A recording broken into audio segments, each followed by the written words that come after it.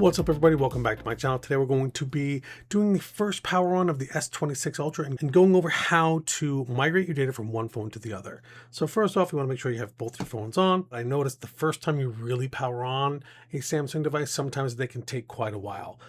It probably goes into some kind of deep sleep where this is kind of mostly asleep when you turn it off, but nevertheless, wait for it to boot up. Now what you're going to want to also have available with you is in the box when you got your phone, they typically come with one of these cables. It's a USB-C to USB-C. This video is specifically going from Samsung to Samsung, but we will use that cable later to help facilitate the data transfer and make it go much quicker than, say, going over something like Wi-Fi. This is going to walk you through it for the most part. So we're going to click Start on here, and there's some terms and stuff that will come up. I try and agree to as little of these as possible just for data protection. I don't want to send diagnostic information, and typically what they'll do is you'll see the agree button down bottom will come up, and you can kind of go through and see which ones they require that you have. So if you do all of them, obviously it'll work right away, but it looks like it requires both of the top two. So I'll do that. I'm going to join it to the Wi-Fi now. Once you supply it with your Wi-Fi information, it'll connect up.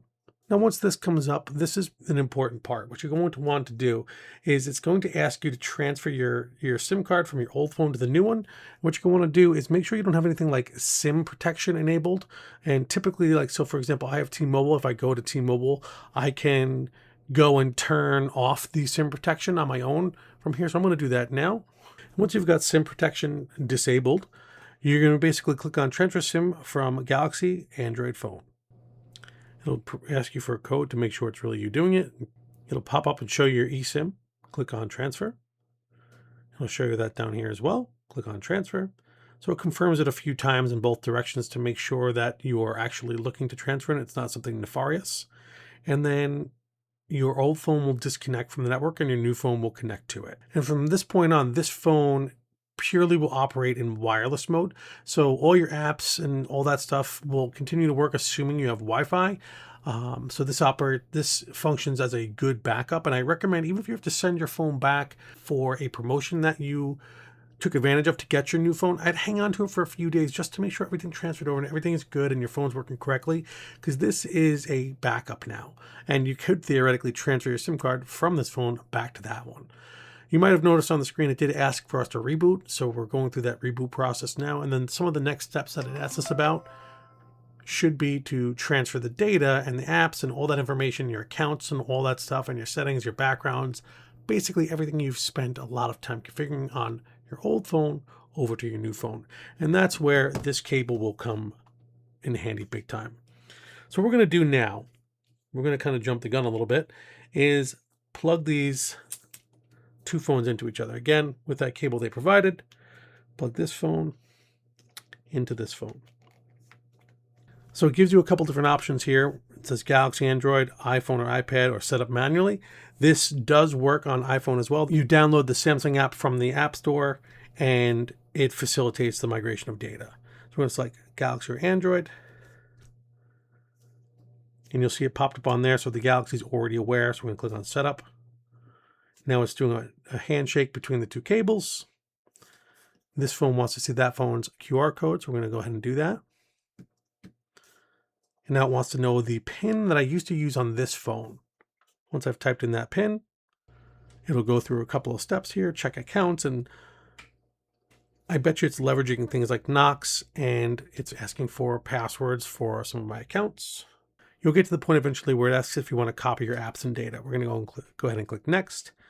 Agree to copy. It's going to bring all that stuff over, your calendars, call logs, camera, notifications, SMS, all that stuff. Click on Allow. We're going to select cable because we already have that plugged in. It asks for the always on for this. We're going to go ahead and click OK. Click Continue over here. Connect. And it's going to do a quick scan of this phone to see what data is available for transfer. Now, one of the things to keep in mind, this does a really good job at bringing all of your personal data over, like your photos and all that stuff, but you might have to go and re-log into some accounts, things like Facebook, maybe Gmail, and, Discord, things like that might require you to still log in, but I have had them work. So we're going to go ahead and click on, allow for everything. We're going to transfer my watch over as well. We're going to enable the keep screen on, and we're going to let it do its thing. When you're agreeing to all these things, take a second to actually read what they're doing. I don't want any customized data because they aggregate all of that from the statistics on the phone. Basically, these might be giving apps permission to pay attention to what I'm doing when I wouldn't necessarily want them to. Not that I have anything to hide, but I don't need Big Brother looking over my shoulder more than necessary. Now, I'm not going to stick around to the end, but basically the whole idea is that most of your data will come over, and I would not expect it to be 100%. Like I said, you're going to probably have to re-log into some applications, but this should get most of the work done for you. One last thing I wanted to mention is don't forget to wipe your old phone. I've gotten old phones that were discarded from recycling centers and whatnot, and had there be things like credit card numbers, photos, all sorts of really sensitive information that if it got into the wrong hands could be bad. So don't forget to look up the instructions for how to wipe your phone.